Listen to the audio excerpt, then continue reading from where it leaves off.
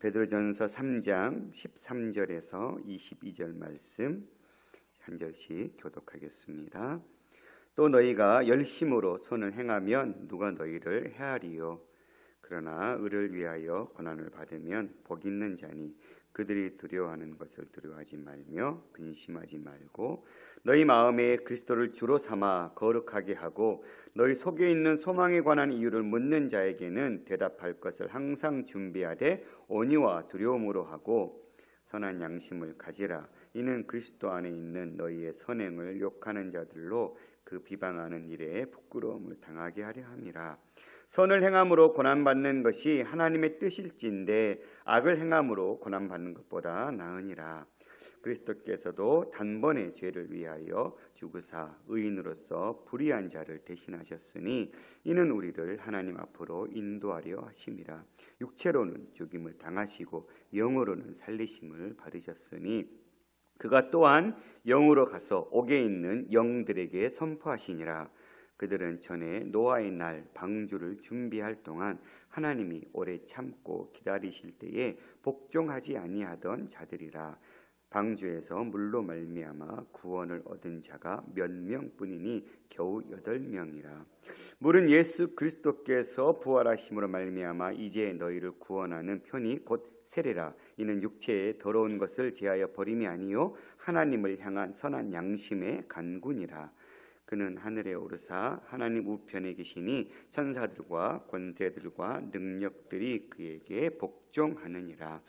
아멘.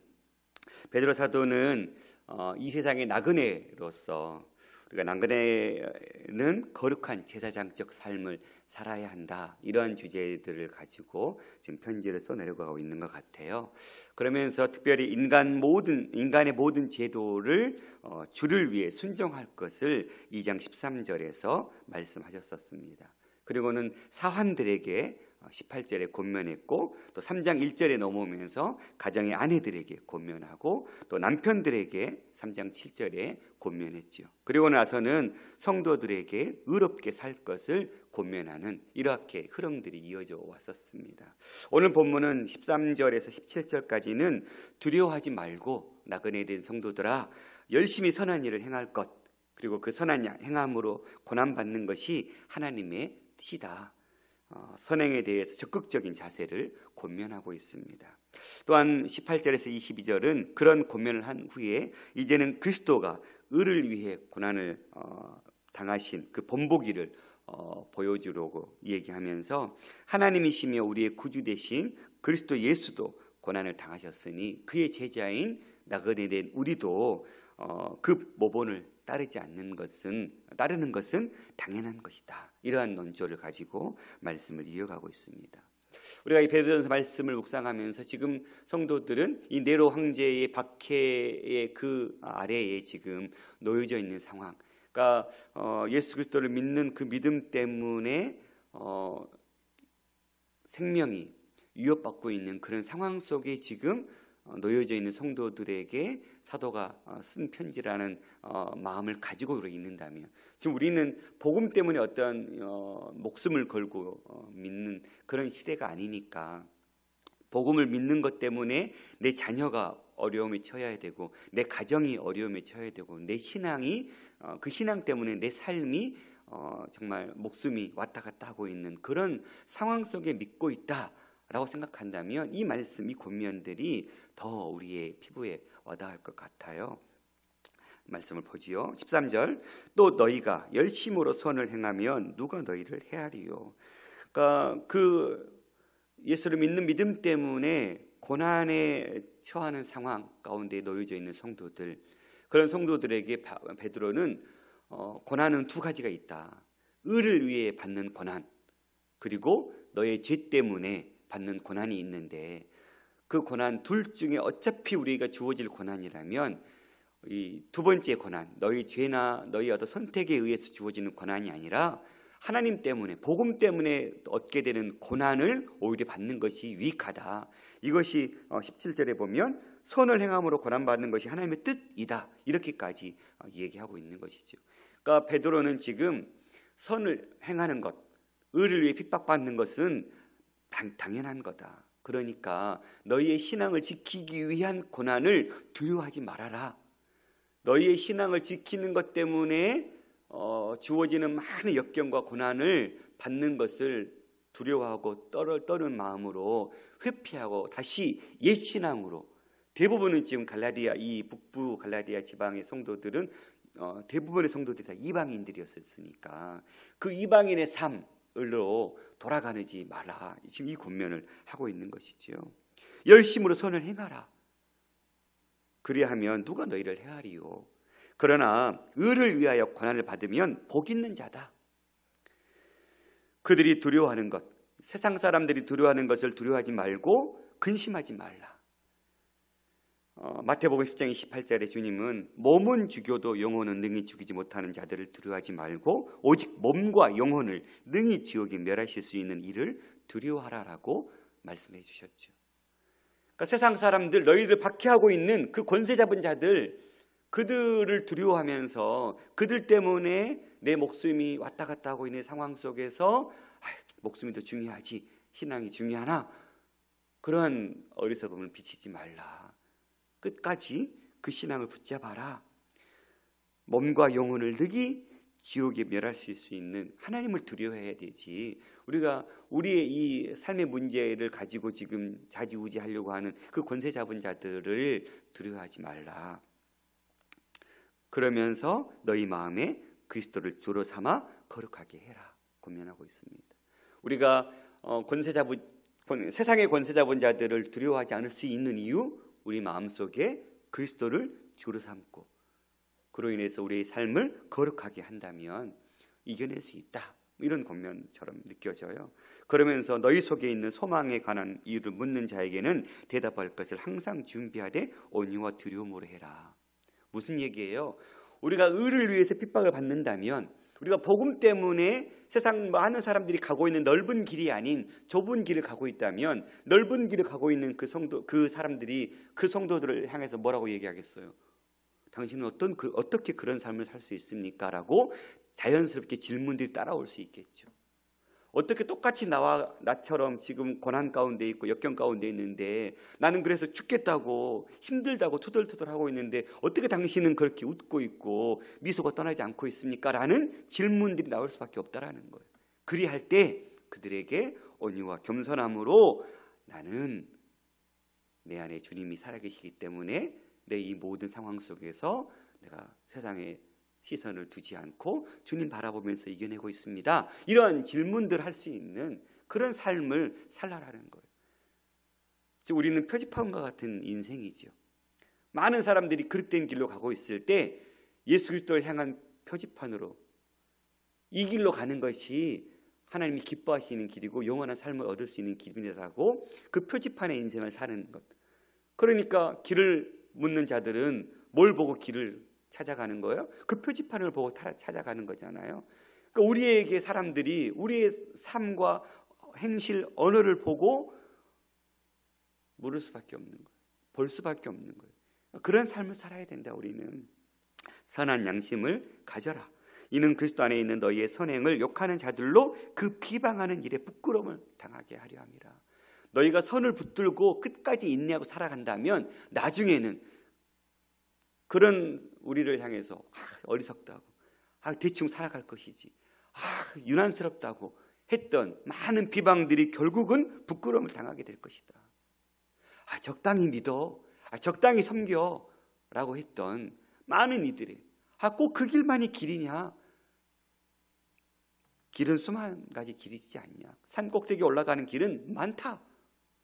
그렇게 유별나게 신앙생활 하지 않아도 괜찮아 하면서 온갖 조롱했던 자들이 결국은 부끄러움을 당하게 될 것이다.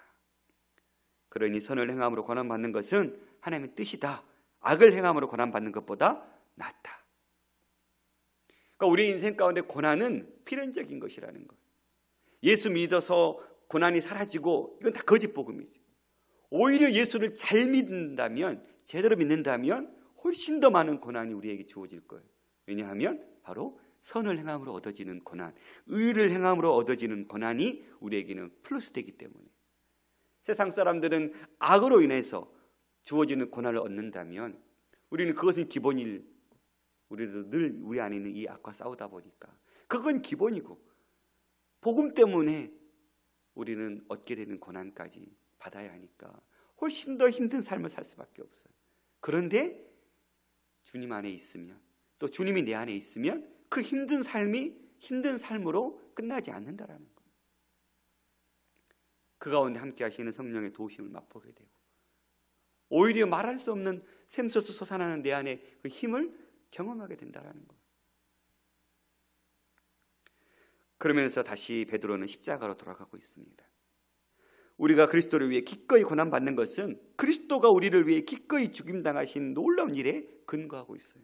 그리스도에 대해 이미 2장 21절 25절에서 베드로는 언급했었어요. 24절만 보면 친히 나무에 달려 그 몸으로 우리 죄를 담당하셨으니 이는 우리로 죄에 대하여 죽고 의에 대하여 살게 하려 하심이라. 그가 채찍에 맞음으로 너희는 나음을 얻었나니. 예수 그리스도께서 왜 고난받으셨어요? 죄 없으신 분이 왜 우리를 위해서 십자가에 당신의 몸을 희생하셨어요? 우리로 죄에 대해서는 죽게 하시기 위해서, 또한 의에 대해서는 살게 하시기 위해서, 그리고는 우리에게 나음을 입게 하기 위해서 주님은 친히 채찍을 맞으신 거예요. 어떠한 죄도 없으신 분이 우리의 모든 죄를 다 담당하시고 그 십자가의 길을 걸으신 거예요. 그러니 이번 단락은 그리스도의 죽음이 지닌 그 구원의 능력에 대해 가르침을 더해서 그리스도의 부활이 지닌 구원의 능력을 새롭게 강조하고 있어요. 베드로는 고난받고 죽으신 그리스도가 다시 살아나셨고 하늘로 가셨고 하나님 우편에 계시고, 그리고 그분이 우리에게 함께 하신다, 이런 논지를 더 플러스하고 있는 것 같아요. 18절, 그리스도께서도 단번에 죄를 위하여 죽으사 의인으로서 불의한 자를 대신하셨으니 이는 우리를 하나님 앞으로 인도하려 하심이라. 육체로는 죽임을 당하시고 영으로는 살리심을 받으셨으니. 히브리서 9장 28절에도 이와 같이 그리스도도 많은 사람의 죄를 담당하시려고 단번에 들이신 바 되셨다, 이런 표현을 쓰셨죠. 오늘 베드로도 그리스도께서도 단번에 죄를 위하여 죽으셨다, 이례적인 사건을 이야기하고 있는 것이죠. 다시 주님이 죽으셔야 될 필요가 없어요. 한 번에 죽으신 그 죽으심으로 완성하셨어요, 구원을. 그 단번에 죄를 위하여 죽으셨고 의인으로서 죄가 없으신 분이셨는데 불의한 우리를 대신하셨으니 이는 우리를 하나님 앞으로 인도하려 하심이라. 앞에 2장의 논지와 똑같죠. 육체로는 죽임을 당하시고 영으로는 살리심을 받으셨으니, 예수 그리스도가 육체로는 죽으셨죠. 그러나 그의 육체는 영화롭게 된 상태로 다시 사신 거예요.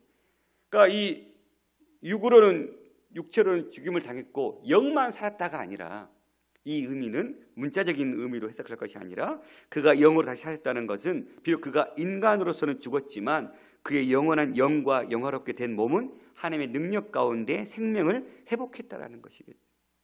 그리스도께서는 몸이 없는 영으로 생명을 회복하신 것이 아니라 몸을 지니셨지만 그 몸은 보통 인간의 제약들로 방해를 받지 않는 몸, 그러니까 이 땅에 살기에 적합한 몸으로 주님 오셨고 우리와 똑같은 삶을 사셨다가 시공간의 제약을 받는 몸을 사셨다가 이제는 이 땅의 몸이 아닌 영원한 생명을 살 수 있는 그 새로운 몸으로 바뀌신, 그러니까 완전한 회복이 이루어지신 것이죠.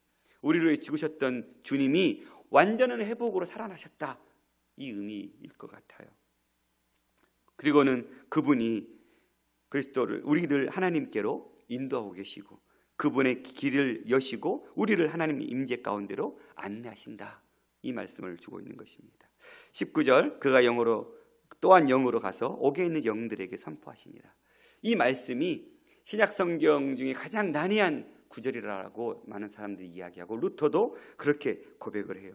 이 말씀이 베드로의 말이 무슨 말인지 모르겠다, 이런 이야기까지 할 정도로 참 어려운 말이고, 그래도 우리가 큰 숲을 가지고 지금 이해한다면 지금 17절까지는 우리가 의를 위해서 고난받아야 된다, 그렇게 얘기했고, 그렇게 고난받아야 될 이유는 18절부터 예수 그리스도도 고난받지 않으실 분, 그러니까 어떤 죄도 없으신 분, 고난을 받으실 이유가 없으신 분이 우리를 위해서 고난받으셨다라는 주제를 가지고 이야기하고 있으니까 그 큰 흐름에서 보면 예수님이 지금 그 고난으로 인해서 새롭게 살아나신 예수님이 승리를 선포하고 있는 그런 행위 모습을 먼저 그리면 좋을 것 같아요. 이 말을 가지고 크게 세 가지 질문들을 던지고 있어요. 그리스도께서 선포하셨던 선포의 대상들인 이 영들이 도대체 누구냐? 영들, 이 푸니마 신이라고 번역된 이 단어는 푸니마라는 단수형, 성령을 가리키는 단수형인데 복수형으로 쓸 때는 천사들 혹은 귀신들 이렇게 표현할 수 있는 단어거든요. 이 옥에 있는 영들을 20절에서는 한 걸음 더 나아가서 노아의 날 방주를 준비할 동안 하나님은 오래 참고 기다리실 때 복종하지 아니하던 자들이라고 부연 설명해주고 있어요. 이 영들은 그리스도께서 죽으시어 지옥에 가시기 전에 살았던 모든 자들을 뜻하거나 혹은 노아 홍수 이전에 인간 여자들과 결혼함으로 죄를 범했던 타락한 천사들이다. 이렇게 학자들이 막 이야기를 해요. 두 번째, 언제 그리스도께서 그러면 이 선포를 하셨냐? 이 기본적으로 옥에 가셨다고 했는데 이 옥은 우리가 생각하고 있는 지옥은 게헨나라는 단어를 쓰고 있고요. 음부라는 표현을 쓸 때는 하데스라는 표현을 쓰고 있거든요. 근데 이 옥이라는 단어는 필라케라는 단어예요. 감시하다, 경계하다, 감옥 이런 단어거든요. 일단 우리가 막연히 생각하고 있는 지옥이라는 단어하고는 좀 다른 단어, 지옥, 음부 이런 심판받기 위해서 내려간 그런 어떤 세계를 표현하고 있는 단어하고는 다른 단어를 쓰고 있어요. 그래서 어떤 주석가들은 십자가상의 죽음과 부활 사이에 그리스도는 죽은 자들의 영역, 지옥 혹은 하데스에 가셨다고 주장하는 자들이 있어요. 그 다음 두 번째는 노아의 방주를 만드는 기간 동안, 즉 주님이 선포했던 그 120년 동안 예수 그리스도의 영이 노아 속에 있으면서 모든 믿지 않는 자들에게 전파했다라는 해석을 또 하고 있어요. 세 번째로 그리스도의 죽음과 그 부활 사이에 혹은 그리스도의 승천 후에 예수 그리스도께서 부활의 승리를 타락한 천사들에게 선포하셨다라는 해석을 또 하고 있어요. 복잡하지요? 그러면 이 선포의 내용은 뭘 선포했냐? 이런 의문이 들겠죠. 첫 번째는 죄 있는 자들에게 구원에 이르는 두 번째 기회를 제공했다라는 설. 이 견해는 가장 가능성이 없는 견해인데 그 이유는 성경 어디에서도 두 번째 기회를 주신다는 기록이 없기 때문이 그렇죠. 두 번째는 죄를 범한 자들에게 혹은 타락한 천사들에게 최종적이며 영원한 승리를 선언했다라는 설. 그러니까 이 선포했다라는 단어가 캐리스토라는 지금 단어를 쓰고 있거든요. 이게 동사형 단어예요. 이걸 명사형으로 쓰면 캐리그마, 전도라는 단어예요. 그러니까 이 전도라는 명사형 단어를 동사형으로 캐리스토로 바꾸면 선포하다, 고지하다, 알리다, 즉 선언하는 삶이거든요. 그러니까 그런데 베드로전서 이 4장 6절에 가면 복음을 전했다라는 표현을 쓸 때는 유앙겔리조라는 단어를 썼어요. 명사형, 이 유앙겔리온이라는 명사형을 동사형으로 유앙겔리조라고 썼어요. 그러니까 베드로는 복음을 전했다고 표현할 때는 유앙겔리조라는 단어를 썼다라는 거예요. 그러니까 뭔가 좀 구별을 둔 거죠. 그러니까 선포했다라는 것은 단순히 복음을 전했다는 단어가 아닌 것 같아요. 그러니까 이 말은 무슨 얘기예요? 선언했다, 포고했다, 최종적인 어떤 결과 보고, 최종적인 어떤 선언을 했다라는 거겠죠. 그러니까 예수님이 죽음에서 죽으셨다가 부활하신 이후에 최종적인 선언을, 승리의 선언을 선포했다, 이런 의미지 복음을 전했다는 의미가 아니라는 것이겠죠. 다시금 이거를 요약하고 정리해 보면 첫 번째 해석에 따르면 예수님이 지옥에 내려가셔서 노아 시대 당시 죽은 사람들의 영에게 선포했다. 이 견해를 주장하는 사람들은 예수님이 죽은 자들에 선포하시는 것을 복음으로 그들에게 회개할 수 있는 기회를 한 번 더 제공했다. 이렇게 말도 안 되는 이야기를 하는데 이것을 천주교는 이 연옥의 교리로 확대 생산한 거예요. 이게 연옥의 교리의 기본 틀이거든요. 이 본문을 가지고 연옥이라는 중간 단계가 있다.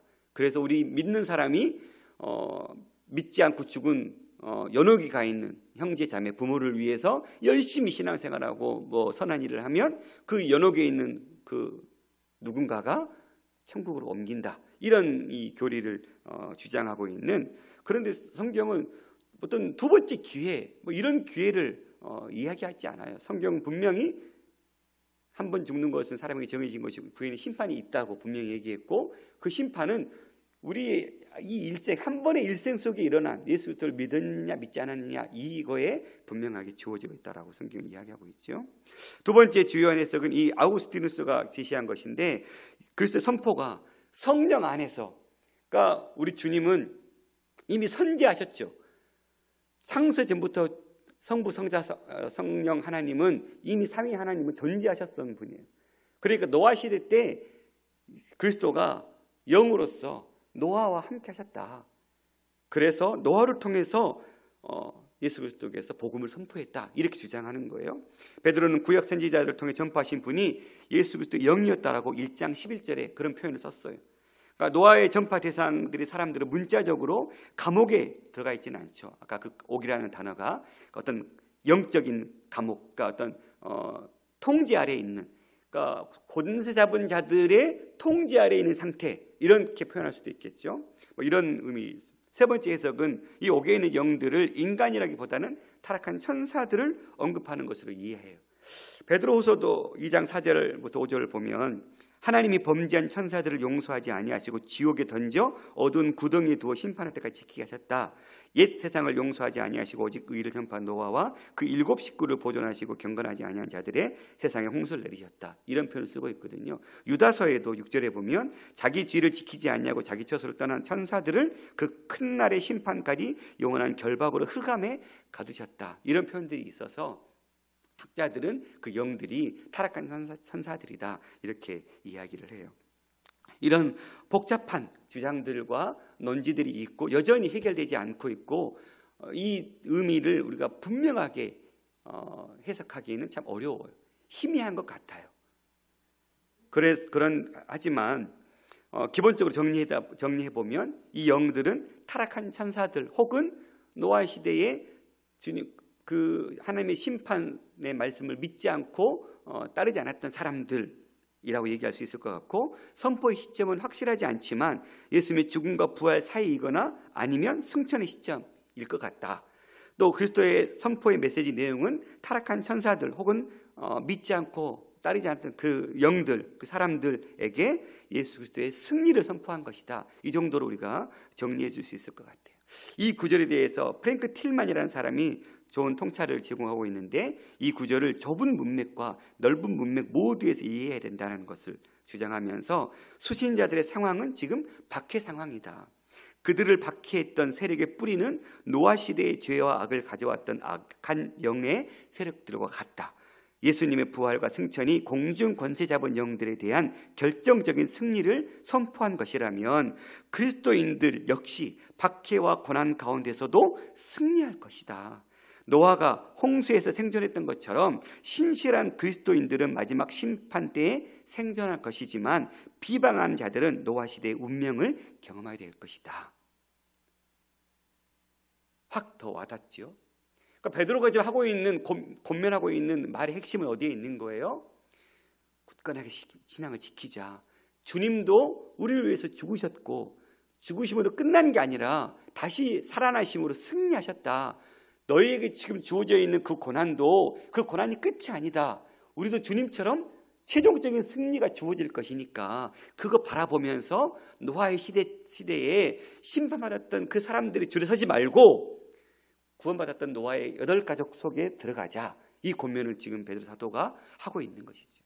그게 중요한 것 같죠. 이 의미가 어떤 의미인지를 찾아내는 것보다는 큰 문맥에서 보면 이런 문맥이라는 거예요.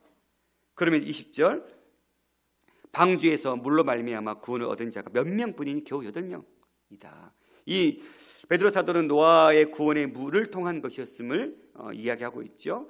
홍수의 물은 두 가지 이중적인 양면성이 있죠. 방주에 물을 뜨게 해서 노아와 그의 가족들은 구출해 냈죠. 하지만 동시에 악을 행한 자들에게는 파멸시킨 역할을 감당했던 것이죠. 이 물이 세례를 상징한다고. 이 물은 예수 그리스도의 부활하심을 말미암아 이제 너희를 구원하는 편이 곧 세례라. 이는 더러운 것을 제하여 버림이 아니요 하나님을 향한 선한 양심을 간구한다. 골로새서 2장 1절에 너희가 세례로 그리스도와 함께 장사되었고 또 죽은 자들 가운데서 그를 일으키신 하나님의 역사를 믿음으로 말미암아 그 안에서 함께 일으키심을 받았다라고 표현하고 있잖아요. 세례는 뭐예요? 나는 죽었고 다시 예수님 안에서 살아났다라는 표현이잖아요. 세례는 단순히 육체의 어떤 더러움을 씻어내는 행위가 아니에요. 세례는 이미 우리는 주님과 함께 죽었다라는 거예요. 주님의 그 십자가 앞에 죽으실 때 우리도 그 주님 십자가 앞에서 우리도 죽었다. 그런데 다시 예수 그리스도 안에서 살아났다라는 표징이잖아요. 그것을 인해서 성령께서 사람의 죄의 마음과 생각을 고발하시고 그에 대한 반응이나 믿음의 서약을 요청하시죠. 이 서약은 세례를 통해서 외적으로 유형적으로 확언되는 것이죠. 하나님을 향한 이 서약은 세례가 하나님을 기쁘시게 하고자 하는 신자들의 소원을 드러내는 것을 암시하고 회개와 제사함을 통해 신자들의 삶 속에 있는 내적인 변화의 실체를 구원할 수 있게 해달라고 하나님께 요청하고자 하는 신자들의 소원을 포함하는 것. 이게 세례의 참된 의미인 것이죠. 단순히 육체적인 더러움을 씻어내는 것이 세례의 의미가 아니라 우리는 주님 안에서 죽었고 이전의 삶은 다 사라졌고 나는 이제 과거에 예수 믿기 이전의 어떤 기준과 가치관과 그 모든 삶을 다 죽었고 주님 안에서 이제는 예수 안에서 새로운 인생, 새로운 가치관의 삶으로 주님과 함께 나는 살겠습니다 라는 고백이 바로 세례의 고백처럼 그렇게 너희가 세례받지 않았냐. 그러니 그 세례받은 자로서 세례받은 자답게 옛 습관은 다 버리고 그리스도 안에서 새롭게 세어난 그 몸으로 고난 속에서 고난만 바라보지 말고 그 고난을 능히 이기신 주님처럼 우리도 최종적인 승리를 바라보면서 살아가자 이런 권면을 주고 있는 거예요. 그는 하늘에 오르사 하나님 우편에 계시니 천사들과 권세자들과 능력들이 그에게 복종하느니라. 주님 바라봐라.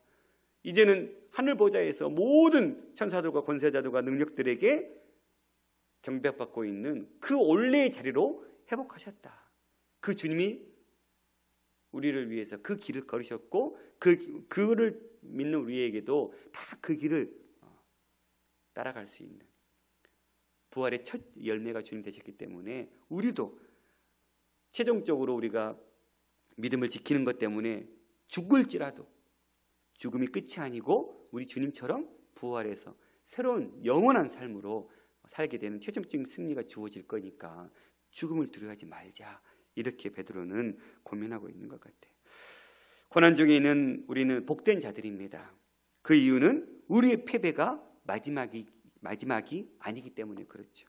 불순종의 영들을 이렇게 언급하는 목적은 이 영들을 베드로 사도 당시에 로마 제국에 있던 그리스도인들을 중상모략하고 비난하는 자들과 동일시하기 위한 것은 아닙니다. 오히려 베드로 사도는 독자들에게 만약 그리스도께서 타락한 천사들을 굴복시킬 수 있다면 그분이 얼마나 훨씬 쉽게 수신자들인 너희 성도들을 핍박한 자들을 다룰 수 있겠는가, 이것을 제삼 확인시켜주기 위해서 이 편지를 쓰고 있는 것 같아요.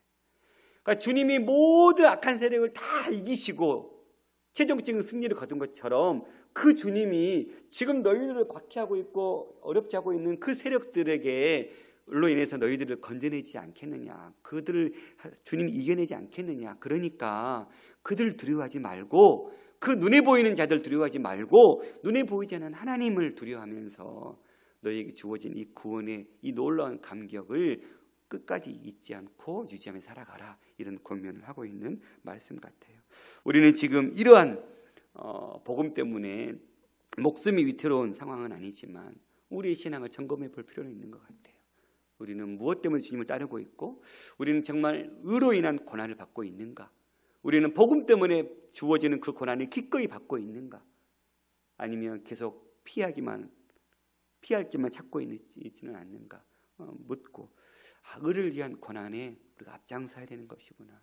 주님이 그 의를 위한 고난을 받으셨던 것처럼 그 주님의 제자라면, 그 주님의 자녀라면 똑같이 우리도 선한 양심을 가지고 의를 위한 고난을 기꺼이 받아야 하는구나, 다시금 새롭게 깨닫는 귀한 하루가 될 수 있기를 간절히 소망합니다. 기도하겠습니다. 살아계신 아버지 하나님, 감사합니다. 우리는 고난이 싫습니다. 고난이 때로는 치가 떨리기 싫습니다. 고난 때문에 너무 아파하고 힘듭니다. 그러나 주님, 우리가 그 고난 앞에 설 때에 고난만 바라보고 낭망하고 좌절하고 지쳐 쓰러져 있지 않게 하옵소서. 우리가 의를 위해서 고난받는 것은 당연한 것이고 마땅히 좁은 길을 가기 위해서는 필연적으로 따라오는 것임을 다시금 깨닫습니다. 더해서 우리 악으로 인한 고난이 아니라 복음 때문에 얻어지는 이 의로운 고난을 우리가 즐거이 기꺼이 감수하며 인내하며 환난과 핍박 가운데서도 신앙을 굳건하게 지킬 수 있는 삶을 살아갈 수 있도록 붙잡아 주시옵소서. 주님, 이 땅에서 우리가 의를 인한 고난을 받지 않는다면 세상 사람들이 어떻게 우리를 통해서 주님을 바라볼 수 있겠습니까? 세상 많은 사람들이 우리의 삶을 통해서 주님을 바라볼 수 있도록 의의 고난을 기꺼이 받을 수 있는 믿음의 삶을 살게 하여 주시옵소서. 예수 그리스도 이름으로 기도드렸습니다. 아멘. 하늘에 계신 우리 아버지여, 이름이 거룩히 여김을 받으시며 나라가 임하옵시며 뜻이 하늘에서 이루어진 것 같이 땅에서도 이루어지이다. 오늘 우리에게 일용할 양식을 주옵시고 우리가 우리에게 죄 지은 자를 사하여 지은 것 같이 우리 죄를 사하여 주옵시고 우리를 시험에 들게 하지 마옵시고 다만 악에서 구하옵소서. 나라와 권세와 영광이 아버지께 영원히 있사옵나이다. 아멘.